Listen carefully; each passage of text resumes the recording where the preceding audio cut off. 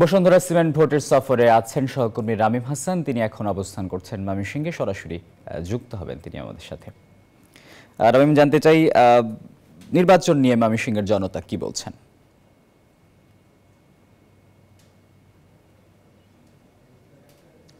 আসিফ, আমি রয়েছি ময়মনসিংহে এবং ময়মনসিংহে কৃষি ইউনিভার্সিটিতে। অ্যাকচুয়ালি আমি এখন কথা বলবো একেবারে তরুণ ভোটাররা যারা এবং শিক্ষিত ভোটার যারা, কৃষি ইউনিভার্সিটির শিক্ষার্থীরা যারা, তারা আসলে প্রার্থী নির্বাচনের ক্ষেত্রে কি ধরনের যোগ্যতাগুলোকে তারা মনে করেন যে প্রার্থীদের থাকা প্রয়োজন, বা যারা যখন ভোট দেবেন আসলে কোন বিষয়গুলো বিবেচনা করবেন, এসব বিষয় নিয়ে কথা বলবো। আমরা এখানে কয়েকজন শিক্ষার্থীর সঙ্গে কথা বলবো, তারা সবাই এই বিশ্ববিদ্যালয়ের শিক্ষার্থী।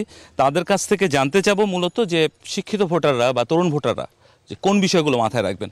শুরুতে আপনার কাছে একটু জানতে চাই যে প্রার্থী নির্বাচনের ক্ষেত্রে বা আপনি যখন ভোট দেবেন আসলে কোন বিষয়গুলো বিবেচনা করবেন?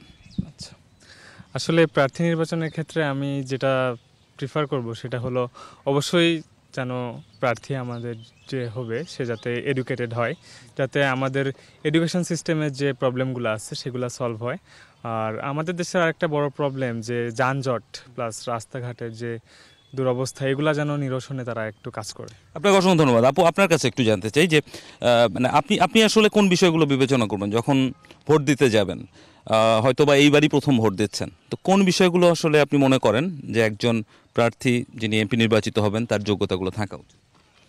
অবশ্যই প্রার্থীকে সৎ হতে হবে, দেশের জন্য যেন সৎভাবে কাজ করেন। আর যেই সব প্রকল্প আমাদের নেওয়া হয়েছে আগের বার, যেগুলো কমপ্লিট এখনো হয়নি, সেগুলো যাতে আমাদের দেশের উন্নতি হবে সেগুলো যেন কমপ্লিট করেন আর কি। আপনাকে অসংখ্য ধন্যবাদ। আরেকজনের সাথে একটু কথা বলতে চাই আপনাদের মধ্যে থেকে। আপনার কাছে একটু জানতে চাই যে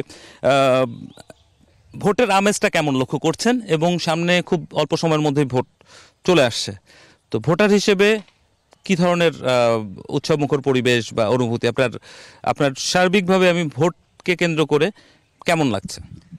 আসলে বর্তমানে যে অবস্থা আমাদের দেশে বিরাজ করতেছে ভোটের আগে, আমার মনে হচ্ছে যে বর্তমানে এখন আমাদের যে দেশ যে অবস্থায় আছে এটা নির্বাচন করার মতো একটা অবস্থায় আছে। নির্বাচন সুষ্ঠুভাবে নির্বাচন হবে বলে আমরা আশা করতেছি, এবং এই নির্বাচনে অবাধ সুষ্ঠু এই নির্বাচনে যে সরকার আমাদের দেশকে উন্নতির পথে নিয়ে যাচ্ছে এবং আপনার তার ধারাবাহিকতা চান। আপনাকে অসংখ্য ধন্যবাদ। আমরা কয়েকজনের সঙ্গে কথা বললাম এবং শিক্ষার্থীরা যে বিষয়গুলো বলছেন যে তারা আসলে শিক্ষিত এবং যারা সৎ সেরকম প্রার্থী চান, পাশাপাশি শিক্ষা ব্যবস্থা, শিক্ষা এইসব বিষয় নিয়ে যারা কাজ করবেন, যারা বোঝেন এই বিষয়গুলো নিয়ে, তাদেরকে আসলে নির্বাচিত করতে চান।